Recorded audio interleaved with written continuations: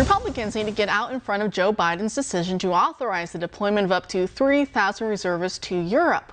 While it's unclear exactly where they'll be stationed, these troops will be reinforcing the thousands already spread out in bases as part of Operation Atlantic Resolve.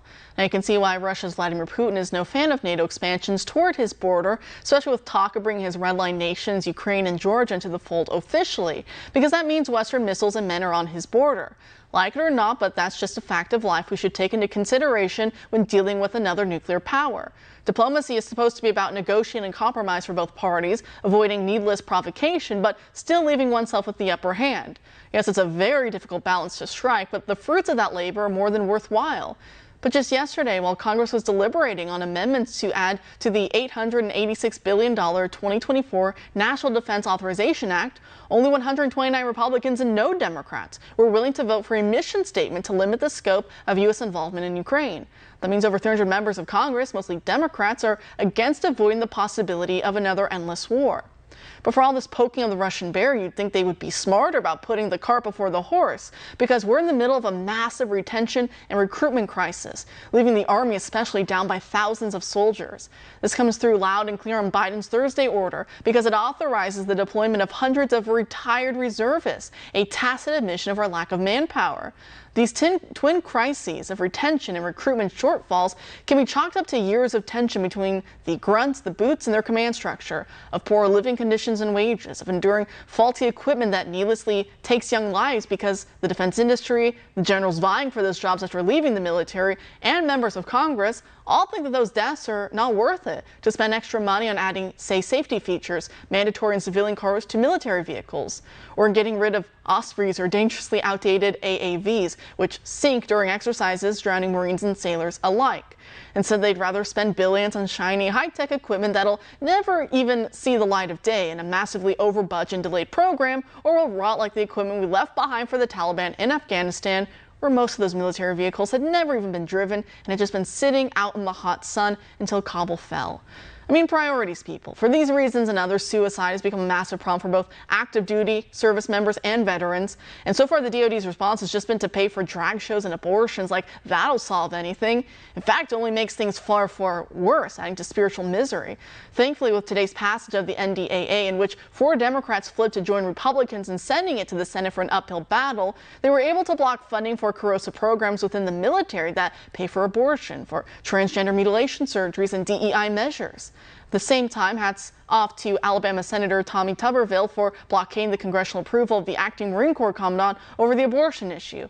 I know it breaks with 164 years of precedent, but our boys didn't die storming the beaches of Normandy and the like just so that the mighty Corps can be used to slaughter babies at home. Now with the defense spending bill, whether or not Democrats in the Senate or Biden in the White House can be pressured into signing off on the bill, including those amendments, is yet to be seen. But until then, as Republicans vie to retake control of the White House, they're first walking through the gauntlet of Tucker Carlson's Family Leaders Summit in Des Moines, Iowa. We're used to hearing presidential hopefuls wax eloquently about what they think voters want to hear, but Tucker was able to get to the truth of what they're actually saying. Take a look at this exchange between Tucker and former Vice President Mike Pence.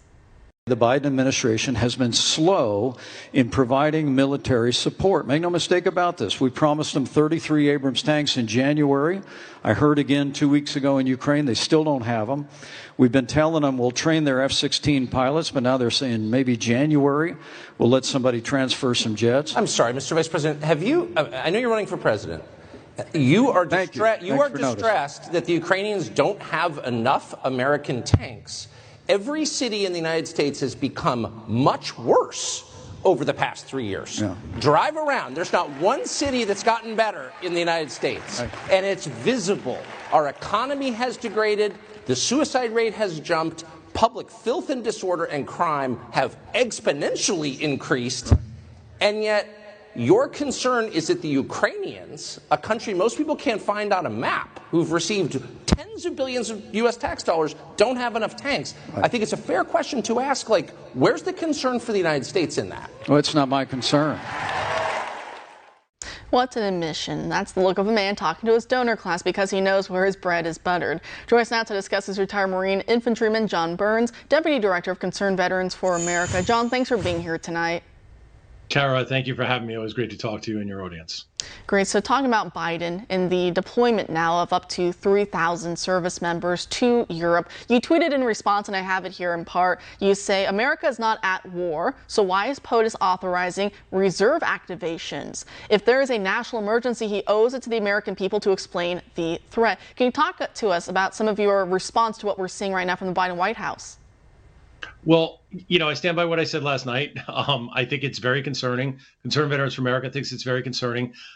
3,000 select reservists, that is 3,000 folks who are actively drilling with their reserve or National Guard unit, have been authorized to be sent to Europe or to support European operations around Atlantic Resolve, which is the ongoing U.S. mission since 2014 to try and support our European allies in their efforts to support the Ukraine. It's very complicated. What's really concerning, though, is the up to 450 individual ready reservists that have been authorized to be activated. Against no one's been activated yet, but those are folks who signed the dotted line, served 4 years or 8 years, and had some commitment to the individual ready reserve to honor before they were fully out of the military. Typically, that happens for folks in their first enlistment. They sign a 4-year contract. It's really an 8-year contract. And those folks are meant to be available for emergencies. The last time that we called up anybody from the individual ready reserve that I know of, my memory might be short, the last time it was public was 2005 during the height of the war in Iraq, when we were short of some critical specialties that were needed to fight in Iraq. And back then, people who at the time were opposed to it were calling it a backdoor draft. It's not a backdoor draft. People did agree to that. But to your note about the recruiting and retention crisis, one of the reasons we're having a recruiting crisis is we're not keeping our word to people. And people were told that the individual ready reserve would only be called up in case of an emergency. President Biden has not yet shared with us what the emergency is that requires 3,000 select reserve and 450 individual ready reserve. Again, folks who never expected to have to serve unless there was an attack on the homeland or on one of our key allies. They're being told they might have to mobilize for duty. And the fear is that this could be seen as escalatory. We know Putin's concerns about NATO going back many years. And then this week we had the 2-day summit in Vilnius, Lithuania, and then this announcement coming the day after on Thursday. Do you fear this could be seen as escalatory? I know, NATO's made no secret of its support for Ukraine, but it seems more and more we're getting more involved directly in the war. And for many, it feels like it's not even a proxy war. I mean, that's bad enough, but it's heading toward direct confrontation between the U.S. and Russia. It could be signal sending, and if it was another country sending signals, like Russia sending signals to us, we'd call it saber rattling. It could be. I'm not convinced that that's what it is. I'm more convinced, based on the very limited numbers, 3,000 and 450, that somebody in the Department of Defense, in their planning section, said, in order to execute X, we need Y number of soldiers, sailors, airmen, Marines, et cetera, and therefore we can just ask for a very low number. But in fact, the low number stands out. If they asked for tens of thousands, it might even make more sense. Ultimately, though, there's no reason to do this. We have 1.3 million Americans who are serving on active duty today. So even in spite of a recruiting crisis, we have one of the largest militaries in the world. We certainly have the best trained and best equipped militaries in the world. It really begs the question of the White House and the administration. Why do we need 3,500 folks to come off of the reserve roster in order to do this? What are you about to do? What are we about to see that we need folks to come in from their civilian lives? And again, usually we do things like this. We send reserve battalions, infantry National Guard battalions, to places like the Gaza Strip or to the Balkans to do peacekeeping duties. But these are notifications made, months and years ahead of time. People can trade out with folks who are interested in going. They have time to plan their lives around it. We're talking about potentially, again, folks who haven't been in the military, haven't been working out with the military, haven't fired a weapon or done their military job in 2, 3, 4 years, who didn't never expect it to be called back. They're now suddenly sitting at home wondering if they're the one that's going to be called.